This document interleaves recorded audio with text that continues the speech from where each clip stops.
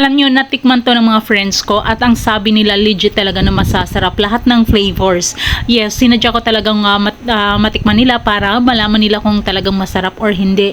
So kung kumakain ka ng cornetto, ito yung pinakadulo ng cornetto na tinatakam talaga natin, di ba? And tatlo yung flavors na meron sila. Ito yung chocolate, matcha, and strawberry. So pwede kang umorder na puro strawberry, puro matcha, puro chocolate, pwede rin yung mixed. So mixed flavors yung in-order ko para matikman ko talaga kung masasarap ba lahat ng flavors. And yes, hindi ka talaga mahihiyang ipangregalo yan. Pwede mo yan ipangregalo, diba? Or di kaya pang nagpipiknik kayo or nagpupunta kayo sa beach, pwede kang magdala niyan. And masarap talaga yan. Pwede rin yung pang loot bag, diba? Kung merong birthday, pang giveaways, pwede. So pwede yung ilagay sa ref, pwede rin hindi. Masarap din talaga. Walang kaibahan, masarap talaga yan. Kaya click mo na yung yellow basket para maka-order ka. Mabilis lang din talaga ang delivery.